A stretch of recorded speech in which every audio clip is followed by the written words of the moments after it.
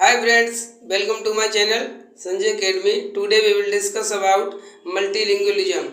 आज हम लोग बहुभाषिकता टॉपिक को पढ़ने वाले हैं। पहले हम इसकी थ्योरी को पढ़ेंगे, इसके बाद हम जो प्रीवियस ईयर क्वेश्चन पेपर है उनको सॉल्व करेंगे। ये सीटेट के लिए इम्पोर्टेंट टॉपिक है, चाहे सीटेट है, टेट है, सुपर टेट है, या अगर कोई भी टीचिंग एग्जाम से रिलेटेड है, अगर उसमें पेडागोजी या सीडीपी पूछी जाती है तो उसके लिए बहुत ज़्यादा इम्पोर्टेंट टॉपिक है। तो पहले चलिए आपको दिखा देते हैं। ये छोटा टॉपिक है बट इससे 1 से 2 प्रश्न, हमेशा 1 से 2 प्रश्न आते हैं। और इससे केवल सीडीपी में ही नहीं पूछा जाता, हिंदी, इंग्लिश, किसी भी भाषा हो कोई, क्योंकि भाषा बहुभाषिकता है तो भाषा में ही पूछा जाएगा, लेकिन सीडीपी में भी ये रखा गया है। चलिए ठीक है, अब अपनी क्लास को शुरू करते हैं। पहले एक बार देख लीजिए। पहले हम इसका संवैधानिक बैकग्राउंड समझेंगे, फिर इधर जो है क्या है बहुभाषिकता को कैसे प्रयोग करना है, कैसे हम अपने क्वेश्चनों को अप्लाई करेंगे, सॉल्व करेंगे, और इसके बारे में कुछ कीवर्ड्स रहेंगे। ठीक है, हम उनको आपको बता देंगे, बस उनको पढ़ के जस्ट आपका आंसर को पकड़ लेना है, वही आंसर आपका सही होगा। आपको पूरा क्वेश्चन बहुत देर तक पढ़ के टाइम को वेस्ट नहीं करना है। चलिए सबसे पहले तो बहुभाषिकता के बारे में हम इसका जो संवैधानिक बैकग्राउंड है उसको समझते हैं कि संविधान में बहुभाषिकता के बारे में क्या चर्चा की गई, या भाषाओं के बारे में पढ़ लेते हैं जो आया हुआ है। देखिए स्टार्ट करते हैं। संविधान की 8वीं अनुसूची, कौन सी अनुसूची? 8वीं अनुसूची। संविधान की 8वीं अनुसूची 22 भाषाओं को रखा गया है। इसमें हिंदी और संस्कृत शामिल है, परंतु अंग्रेजी शामिल नहीं है। आपको इस पेज का या तो स्क्रीनशॉट ले लेना है या इनको नोट डाउन कर लेना। अब जैसे हमने ये 22 भाषाएं लिखी हैं तो आपको ये रटनी नहीं है, बस 1-2 बार इनको पढ़ लेना है। ये ध्यान रखना है कि हिंदी भी शामिल है, संस्कृत भी शामिल है, लेकिन अंग्रेजी शामिल नहीं है। यहीं से क्वेश्चन पूछा जाएगा, क्योंकि हम सबको लगता है कि इंग्लिश तो बहुत इम्पोर्टेंट है तो इंग्लिश भी शामिल होगी, नहीं, इंग्लिश शामिल नहीं है। देखिए ये कौन कौन सी 22 भाषाएं हैं 8वीं अनुसूची में, इनको एक बार पढ़ लेते हैं। हिंदी है, तमिल है, कन्नड़ है, बोडो है, मणिपुरी है, सिंधी है, नेपाली है, मैथिली है, कोंकणी है, उर्दू है, गुजराती है, संस्कृत है, तेलुगु है, मलयालम है, असमिया है, मराठी है, पंजाबी है, डोंगरी है, बंगला है, उड़िया है, कश्मीरी है और संथाली है। ये 22 भाषाएं हैं। इसके बाद इनको चाहे तो आप नोट डाउन करके रख लें। आगे क्या है? हिंदी भारत की राजभाषा है। ध्यान रखना, हिंदी भारत की राष्ट्रभाषा नहीं है, क्योंकि हमारे देश की कोई भी राष्ट्रभाषा अभी तक नहीं है, राजभाषा है। आपको आगे बताएंगे राष्ट्रभाषा और राजभाषा में अंतर क्या होता है। तो हिंदी को संविधान के भाग 17 जस्ट 1 मिनट, भाग 17 के अनुच्छेद 343, बिल्कुल सेम एट जी सीधे क्वेश्चन रख दिया गया है कि किस अनुच्छेद में हिंदी को संविधान में रखा गया है। तो 343(1). अब 43(2) में क्या रखा है? अंग्रेजी भारत की सहायक राजभाषा है। ये 8वीं अनुसूची में तो अंग्रेजी शामिल नहीं है, लेकिन सहायक राजभाषा है। कहाँ पर रखी गई है? संविधान के भाग 17 के अनुच्छेद 343 आर्टिकल 343(2) में। देखिए एक में हिंदी है और दूसरे में क्या है? अंग्रेजी है। इतना आपको ध्यान रखना है, ये फैक्चुअल चीज़ है, आप इसको नोट डाउन कर लीजिए और याद रखना 343(1) हिंदी, 343(2) अंग्रेजी। चलिए आगे चलते हैं। अब देखिए क्लासिकल लैंग्वेज। भारत में 6 शास्त्रीय भाषाएं, शास्त्रीय भाषाएं का मतलब है क्लासिकल लैंग्वेज, प्राचीन भाषाएं। इनको भी आप नोट कर लें, क्योंकि इसमें पूछा जाएगा कौन सी शामिल है कौन सी नहीं है। देखिए केवल 6 शास्त्रीय भाषाएं हैं, क्लासिकल लैंग्वेज हैं। तमिल है, संस्कृत है, तेलुगु है, कन्नड़ है, मलयालम है, उड़िया है। इसमें कौन शामिल नहीं है? हिंदी। क्वेश्चन आता है हिंदी एक शास्त्रीय भाषा है, दिया गया कथन गलत है, सही है इनमें से कोई नहीं, पता नहीं। तो क्या है, हिंदी एक शास्त्रीय भाषा नहीं है। केवल शास्त्रीय भाषाएं 6 ही हैं। अब इनमें सबसे पुरानी, अगर क्वेश्चन आ जाए, पूछा गया कि इन निम्नलिखित में से 6 शास्त्रीय भाषाओं में सबसे पुरानी शास्त्रीय भाषा कौन सी है, तो सबसे पुरानी, यहाँ पर सबसे ज़्यादा 2 भाषाओं में कन्फ्यूजन होता है। कौन कौन सी 2 भाषाओं में? हम सभी को लगता है कि संस्कृत है सबसे पुरानी भाषा। नहीं, संस्कृत नहीं है सबसे पुरानी। सबसे पुरानी है हमारी यहाँ पर तमिल। कौन सी है? तमिल सबसे पुरानी, सबसे पुरानी, लिख लीजिए, सबसे पुरानी। ठीक है। और सबसे ज़्यादा लेटेस्ट, सबसे ज़्यादा नई कौन सी है? वो है उड़िया। उड़िया। और इनको कब मान्यता मिली? उड़िया को 2014 में मान्यता मिली, और तमिल को कब मिली थी? 2004 में। यहाँ पर लिख देते हैं 2004 में मान्यता मिली थी। बस इनके बारे में इतना याद रखना है। हिंदी एक शास्त्रीय भाषा नहीं है। Hindi is not a classical language. अंग्रेजी भी नहीं है, कोई भी नहीं, केवल 6 हैं भाषाएं, तमिल, तेलुगु, संस्कृत, तमिल, तेलुगु, कन्नड़, मलयालम, उड़िया। अब चलिए अपने मेन टॉपिक पर आते हैं, बहुभाषिकता को कैसे अप्लाई करना। देखिए, पहले तो समझ लीजिए बहुभाषिकता होती क्या है। देखिए, 2 भाषाओं को बोलने वालों को क्या कहते हैं? द्विभाषी, बाइलिंगुअल। अब 2 या 2 से अधिक भाषाओं को, अगर कोई व्यक्ति है 2 या 2 से अधिक भाषाएं उसको आती है, अगर वो हिंदी जानता है, इंग्लिश भी जानता है, संस्कृत भी जानता है, तो वो कैसा बहुभाषी व्यक्ति है। मतलब 2 से अधिक भाषाएं बोले तो वो बहुभाषी है। अब जो कीवर्ड अभी हम बता रहे हैं, जिससे आपको आंसर को पकड़ना है, सही करना है, पूरा क्वेश्चन नहीं पढ़ना। देखिए, कक्षा कक्ष में बहुभाषा को संसाधन, आपको कक्षा कक्ष में भाषा को संसाधन के रूप में लेना है, और बच्चों को मातृभाषा में बोलने के क्या प्रोवाइड करने? अवसर। तो जहाँ पर अवसर हो, संसाधन हो, आपको एक बोझ नहीं समझना है बहुभाषा को। जैसे आप कक्षा कक्ष में पढ़ा रहे हैं, आपकी कक्षा में एक तो हिंदी बोलने वाला है, आप भी हिंदी बोलते हैं, एक तमिल बोलने वाला है या पंजाबी बोलने वाला है, तो आप उसको प्रेशराइज नहीं करेंगे कि नहीं तुम भी हिंदी में ही बोलो, तुम भी हिंदी सीख लो। अगर वो पंजाबी बोलता है, तमिल बोलता है, तो उसको बोलने दो, उसको बोलने के अवसर दो, सिखाओ धीरे धीरे। ऐसे आपको बस बहुभाषिकता को समझना है। इससे 1 से 2 क्वेश्चन आ जाता है।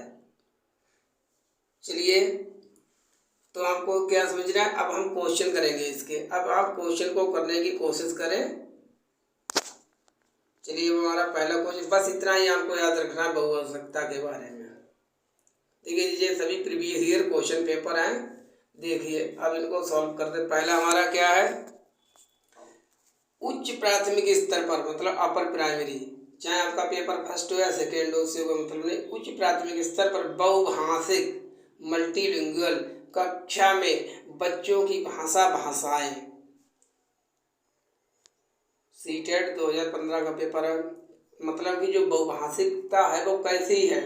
एक संसाधन है, एज ए रिसोर्स है, एक कठिन समस्या है, एक पहेली है, एक जटिल चुनौती है। तो अभी हमने क्या पढ़ा था? बहुभाषिकता कैसी है? यहाँ पर देखिए, बहुभाषिकता को संसाधन के रूप में प्रयोग करना है। तो ऐसे डायरेक्ट क्वेश्चन मिल जाता है। तो इसका आंसर क्या हो जाएगा? बहुभाषिकता एक बहुभाषिक कक्षा के बच्चों की भाषा कैसी है? एक संसाधन है। दूसरा क्वेश्चन क्या है? लोकगीतों को भाषा की कक्षाओं में स्थान दिया जाना चाहिए, क्योंकि मतलब जो लोकगीत होते हैं उनको क्यों पढ़ाया जाता है, उनको क्यों सिखाया जाता है? लोकगीतों को बढ़ावा देना भाषा शिक्षण का मुख्य उद्देश्य है। बिल्कुल मुख्य उद्देश्य केवल लोकगीतों को ही पढ़ाना नहीं, मुख्य उद्देश्य तो नहीं है। लोकगीत गाए जा सकते हैं, हाँ बिल्कुल गाए जा सकते हैं। केवल लोकगीतों के माध्यम से पारंपरिक मूल्यों की शिक्षा दी जा सकती, मतलब केवल लोकगीत ही पढ़ाए जाए, कुछ भी ना पढ़ाया जाए, आप सब कुछ पढ़ जाएंगे, सब कुछ जान जाएंगे? नहीं, ऐसा भी गलत है। ऐसा नहीं, केवल जो वर्ड है वो निगेटिव है, ओनली, केवल। आंसर सही होने के कम चांस होते हैं। तो कौन से हमारे पास बचे? तो दूसरा और चौथा। चौथा देखते हैं, इससे बच्चे संस्कृतिगत विशेषताओं से परिचित होते हैं। हाँ सही बात है। जैसे एक तमिल बोलने वाला है, एक हिंदी बोलने वाला है, तो तमिल बोलने वाले के अपने लोकगीत अलग होंगे, हिंदी वाले के अलग होंगे, पंजाबी वाले के अलग होंगे। तो इसीलिए इन लोकगीतों को, कहानियों को हमारी सिलेबस में रखा जाता है, जिससे बच्चे अपने सांस्कृतिक विशेषताओं से जुड़ सके। तो हमारा कौन सा इसमें ऑप्शन हो गया? Option number 4। नेक्स्ट क्वेश्चन, अगर आपको आता है तब आप आंसर करिए, वैसे आप देखते रहिए। अगर आप पहली बार जस्ट पढ़ाई कर रहे हैं या आपने अभी तक इसके बारे में कुछ भी नहीं पढ़ा है, तो नोट डाउन कर लीजिए, ऐसे ही क्वेश्चन आते हैं। देखिए, भाषा की कक्षा में ये जरूरी है कि क्या जरूरी है? भाषा की पाठ्य पुस्तक पर विशेष ध्यान दिया जाए। अच्छा, बच्चे मानक भाषा में ही बातचीत करें, स्टैंडर्ड लैंग्वेज में, अपने गांव की लैंग्वेज या घर की लैंग्वेज का प्रयोग ना करें। तीसरा, भाषिक पृष्ठभूमि के आधार पर किसी को पीछे ना छोड़ा जाए। अच्छा, बच्चों की अधिक से अधिक परीक्षाएं ली जाए, मतलब वो रिपीट कराया जाए, रटाया जाए, रट्टा लगवाया जाए, नहीं। अधिक से अधिक परीक्षाएं, ये तो देखते हैं गलत नहीं होगा। भाषा की पाठ्य पुस्तक पर विशेष ध्यान दिया जाए। हाँ, देना तो चाहिए ध्यान, लेकिन अब 3 में बचे हमारे पास। अब 3 में देखो सबसे ज़्यादा सही कौन सा हो सकता है? चौथा तो ऐसे ही गलत हो गया। अब 3 में देखो कौन सा सही हो सकता है? बच्चे मानक भाषा में ही बात करें, नहीं। एनसीएफ जो है वो विरोध करती है। एनसीएफ कहती है, एनसीएफ 2005 हम आपको पढ़ाएंगे तब तो आपको बताएंगे। एनसीएफ कहती है कि अगर कोई भी बच्चा अपने घर की भाषा, क्षेत्रीय भाषा, स्लैंग लैंग्वेज का प्रयोग करता है तो उसको बोलने के अवसर दो, आप उसको दबाएंगे नहीं, सप्रेस नहीं करेंगे। और जबकि इसमें क्या बात की जा रही, बच्चे मानक भाषा में ही बात करें, स्टैंडर्ड लैंग्वेज। तो इसीलिए 2 कैसा हो गया? 2 भी गलत हो गया। भाषा की पाठ्य पुस्तक पर विशेष ध्यान दिया जाए। हाँ, देना तो है ध्यान, लेकिन थर्ड में क्या है? भाषिक पृष्ठभूमि के आधार पर किसी बच्चे को पीछा ना छोड़े जाए। सबसे ज़्यादा दमदार, ताकतवर जो ऑप्शन है वो थर्ड है। अगर थर्ड ना होता तब हम जाते फर्स्ट पर, लेकिन थर्ड है। कि जैसे हमारी कक्षा चल रही है, एक मणिपुरी बोलता है, एक कन्नड़ बोलता है, एक हिंदी बोलता है, सभी अलग अलग भाषाओं के बच्चे हैं। हिंदी बोलने वाले भी बच्चे हैं, संयोग बस आप भी हिंदी बोलने वाले टीचर। तो ऐसा ना कहीं हो जाए कि बस जो हिंदी बोलने वाले बच्चे हैं, जो हिंदी भाषा वाले, आप उन्हीं को पढ़ाते चले जाएं, उन्हीं की तारीफ करें, उन्हीं को सिखाते रहें, और जो बच्चे अन्य भाषाओं के हैं वो पीछे छोड़े जाएं, छूट जाए, वो उनकी कंपटीशन ना कर पाए, वो उनके साथ ना आ पाए। नहीं, ऐसा नहीं करना। सभी बच्चों को पढ़ने का समान अवसर मिलना चाहिए। सर्वजन हिताय सर्वजन सुखाय, ये है, इस आधार पर चलना है। देखिए, सीडीपी में क्वेश्चन सही करने की और पेडागोजी में एक ट्रिक है। ट्रिक ये है, जब आप ऑप्शन को छोड़ें, मतलब चूज करें, तब सर्वजन, सबका साथ और सबका विकास वाले सिद्धांत पर जरा सर्वजन हिताय सर्वजन सुखाय। पता कैसे? देखिए अभी बताएंगे। विकास का मतलब सभी सीखे। यहाँ पर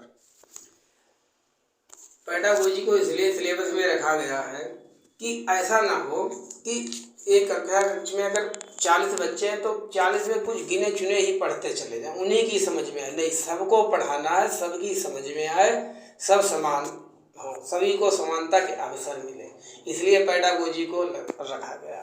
तो इस चीज़ को अपने दिमाग में रखें, इसको ध्यान में रखते हुए क्वेश्चन को करें, बिल्कुल सही जाएगी आपसे। चलिए, ऐसे ही अभी आप लोग बने रहिए, धीरे धीरे करते चलेंगे, सीख जाएंगे। एक दिन आएगा कि हम लोगों के 30 आउट ऑफ 30 सही हो जाए। चलिए देखिए, क्वेश्चन पढ़ते हैं। सुहेल 1 साल पहले असोम से पंजाब आया है। वह हिंदी भाषा का प्रयोग करते समय त्रुटियां करता है। एक शिक्षक के रूप में आपके कथन को सही मानेंगे। मतलब एक बच्चा है जो असम में रहता था, असोम या असम, वो आ गया पंजाब। अब हिंदी भाषा का प्रयोग करता है लेकिन गलतियां कर देता है। आप एक टीचर हैं तो आप क्या करेंगे? उसे रोज 1 घंटा हिंदी भाषा के शब्द बोलने का अभ्यास कराना चाहिए।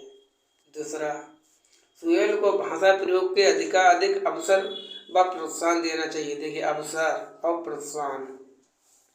सुहेल को बार बार उसकी त्रुटियों के बारे में बताना चाहिए। केवल गलतियां ही बताते रहो, सही क्या होगा वो ना बताओ, क्या इससे कोई फर्क पड़ेगा।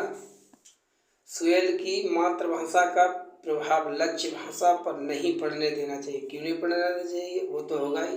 अब हम लोग भारत में रहते हैं, भारत में बोलने वालों की इंग्लिश क्या इंग्लैंड में बोलने वालों की हिंदी के समान कभी हो सकती नहीं हो सकती है, क्योंकि हम लोगों पर क्षेत्रीय प्रभाव है, अपने देश की जलवायु का प्रभाव है। तो अभी जैसे हमने ऊपर पढ़ाया था कि अवसर और संसाधन के रूप में प्रयोग करना है। इसमें देखिए कहाँ पर है, सुहेल को भाषा प्रयोग के अधिकाधिक अवसर और प्रोत्साहन देना चाहिए। प्रोत्साहन का मतलब, हाँ, अगर वो कैसे भी शुरुआत करता है, कैसे भी गलती करता, तो उसको प्रोत्साहन को, हाँ ठीक है, अब तुम सही होने वाले हो, ऐसे ही तुम धीरे धीरे और पढ़ते रहो। उसके पढ़ने के प्रयोग के उसकी भाषा के अधिक अवसर दो, जिससे वो धीरे धीरे सीख जाएगा। केवल किसी की गलतियों को ही बताते रहना से वो सीख नहीं जाता। तो इसलिए हमारा ऑप्शन नंबर 2 हो सकता है। अभी आपको कुछ अजीब से क्वेश्चन लगते हो, लेकिन करेंगे तब हो जाएंगे। कितने क्वेश्चन बचे हैं? अच्छा, बस 1-2 ही क्वेश्चन बचे हैं, कर लीजिए। कौन सा है? जी, हो गया था। चलिए, कितना? अच्छा, अभी तो 16 मिनट हुए हैं। उच्च माध्यमिक स्तर पर हिंदी भाषा की पाठ्य पुस्तक में हिंदी इतर भाषाओं की रचनाओं को भी ध्यान देने का मुख्य उद्देश्य है। पहला ऑप्शन, अन्य भाषाओं के व्याकरण से परिचित कराना, अन्य भाषाओं के उत्कृष्ट साहित्य से परिचित कराना, अन्य भाषाओं के रचनाकारों से परिचित कराना, अन्य भाषाओं के साथ तुलना करना। अच्छा भाई, तुलना करेंगे, बताइए इसमें क्या होगा। हिंदी इतर का मतलब समझ लीजिए, हिंदी इतर का मतलब होता है हिंदी प्लस इतर, हिंदी के अतिरिक्त। जैसे पुस्तक पढ़ रहे हैं हम हिंदी की, और हिंदी में कोई तमिल वर्ड आ गया, कोई तेलुगु का वर्ड आ गया, कोई अंग्रेजी का वर्ड आ गया, इसका मतलब होता है हिंदी इतर, हिंदी से इतर। तो इन शब्दों को क्यों रखा जाता है पुस्तक में, इसका मतलब ये है। तो देखिए, तुलना करना हमेशा निगेटिव वर्ड है, गलत ही होगा किसी भी ऑप्शन में है। तो चौथा कैसा हो गया, गलत। अन्य भाषाओं के रचनाकारों, केवल रचनाकारों का नाम बता देना कि किस भाषा में कौन से रचनाकार हैं, नहीं। अन्य भाषाओं के व्याकरण, अब हिंदी पढ़ रहे, हिंदी की व्याकरण सही से नहीं आ रही, कोई मुझे तेलुगु की व्याकरण सिखाने लगे, और पहले हिंदी की तो सीख ले अपनी, तो नहीं, व्याकरण को से परिचित नहीं कराना, बल्कि अन्य भाषाओं के उत्कृष्ट अच्छे सर्वोच्च साहित्य से परिचित कराना। इसलिए हमारा ऑप्शन इसमें क्या सही होगा, ऑप्शन नंबर 2, अन्य भाषाओं के उत्कृष्ट साहित्य से परिचित कराना। आप एक रफ कॉपी लेके बैठिए और आप आराम से धीरे धीरे इसको सॉल्व करने की कोशिश कीजिए। रफ कॉपी या फेयर कॉपी भी बना सकते हैं। बस अभी से धीरे धीरे पढ़िए, आपका नोटिफिकेशन भी आ चुका है, और 7 जुलाई को हमारा क्या है, पेपर। 7 जुलाई तक अगर अभी से पढ़ेंगे धीरे धीरे तो बहुत तैयारी हो जाएगी, आराम से क्लियर भी कर जाएंगे। नेक्स्ट क्वेश्चन हमारा क्या है, एक भाषा से अधिक भाषाओं का ज्ञान, मतलब एक से अधिक भाषाओं का ज्ञान क्या कहलाता है। भाषा की कक्षा में अध्यापक के लिए बोझ बन जाता है, नहीं, बोझ तो नहीं होता है। नई कक्षा में अधिगम के द्वारा शिक्षार्थियों को समान अनुरूप बनाता है, सभी को समान करता है, शिक्षार्थियों को सम अनुरूप बनाता है। नई भाषा के शिक्षण अधिगम में बहुत सहायक है। नई भाषा के अधिगम में व्यवधान डालता, मतलब बाधा उत्पन्न करता। अगर आपको हिंदी आती, हिंदी से अंग्रेजी सीखेंगे तो हमको नुकसान होगा, प्रॉब्लम्स होगी, नहीं, प्रॉब्लम्स नहीं होगी और सहायता मिलेगी। इसका ऑप्शन होगा सी सही। अब क्यों सही होगा वो अभी बता रहे हैं। नई भाषा के शिक्षण में अधिगम बहुत सहायक होता है, अलग अलग भाषाओं का। देखिए, एक भाषा से अधिक भाषा कैसे सही होता है। हमको हिंदी आती है, हमारी मातृभाषा है, हम सीखने बैठ गए इंग्लिश। इंग्लिश में हमें सिखाया गया कि जो अधिगम है, learning, today we will discuss about learning, इतना मैंने इंग्लिश में बोल दिया। आपकी कुछ भी समझ में नहीं आया। आपने कहा भाई ये लर्निंग आपने जो बोला इसका हिंदी में मतलब क्या होता है। लर्निंग तो आपने कह दिया, ठीक है। तो हमने कहा कि लर्निंग को हिंदी में अधिगम या सीखना कहते हैं, अधिगम या सीखना। अब आपको जो लर्निंग है, लर्निंग भी ध्यान रहेगा अच्छे से कि लर्निंग मीन्स अधिगम या सीखना। तो एक भाषा का ज्ञान दूसरी भाषा को सीखने में सहायता करता है, ना कि व्यवधान करता है। इसलिए हमारा ऑप्शन सी सही है। नेक्स्ट क्वेश्चन हमारा है, नेक्स्ट क्वेश्चन है हमारा, पढ़िए। कक्षा में मुद्रित लिखित समृद्ध परिवेश का क्या तात्पर्य है।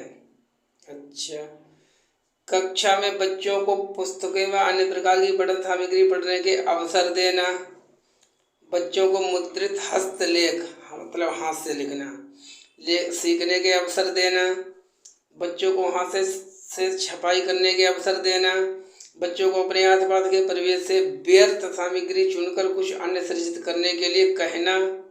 अब भाई अवसर तो इसमें 3 जगह आ गया, अब कौन सा ऑप्शन ढूंढेंगे, देखिए अब कौन सा सही होगा। व्यर्थ सामग्री का चुनकर सृजित करने के लिए कहना, तो आप इसको नोट डाउन कर लीजिए, ये समझने वाली बात है।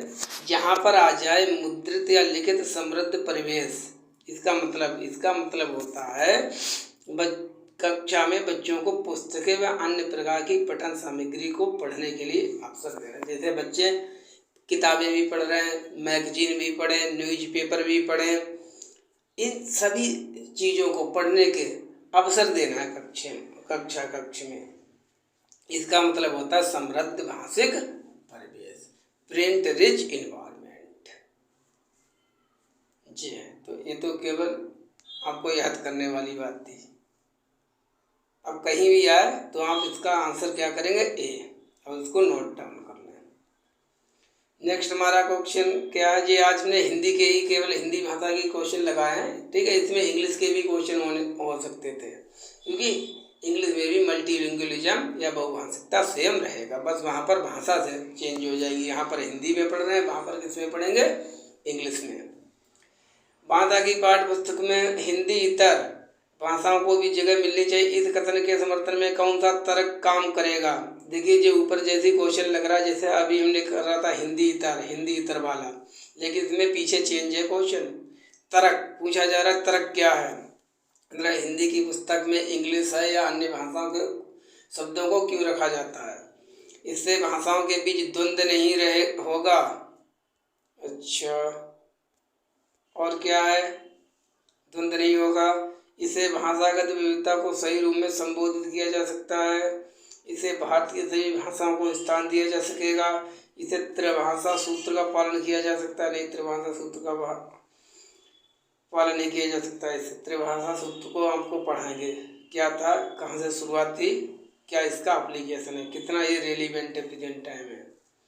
तो भाषा की पाठ में तो हिंदी त्रिभाषाओं को भी जगह मिले, इस कथन के तर्क क्या है, तर्क का मतलब केवल ये है, अगर हिंदी की हम पुस्तक पढ़ रहे हैं और उसमें इंग्लिश के भी शब्द हैं, तो केवल इन शब्दों को इसलिए रखा जाता है कि बच्चे जो है अच्छे से सीख पाएँ, अपनी चीज़ों से जुड़ पाएँ। तो इसमें केवल द्वंद्व वाला नहीं, द्वंद्व इससे समाप्त तो थोड़ी रह जाए, तो ये भी गलत है। त्रिभाषा सूत्र ये भी गलत है, इससे भारत की सभी भाषाओं को स्थान मिलेगा, केवल सभी भाषाओं को ऐसे ही जगह मिल जाएगा, नहीं सभी भाषाओं को इससे स्थान कैसे मिल सकता है सॉरी। तो इससे में हमारा कौन सा ऑप्शन होगा, इसमें ऑप्शन नंबर 2, इससे भाषागत विविधता को सही रूप में संबोधित किया जा सकता है।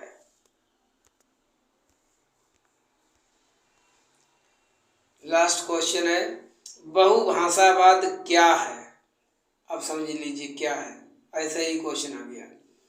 विद्यालय में बहुत सी भाषाओं का अध्यापन, कार्यालयी भाषा, सह कार्यालयी भाषा, अंग्रेजी का अध्यापन, आगे बढ़िए। इसमें क्या है, विद्यालय में शिक्षार्थियों की भाषाओं का शिक्षण अधिगम।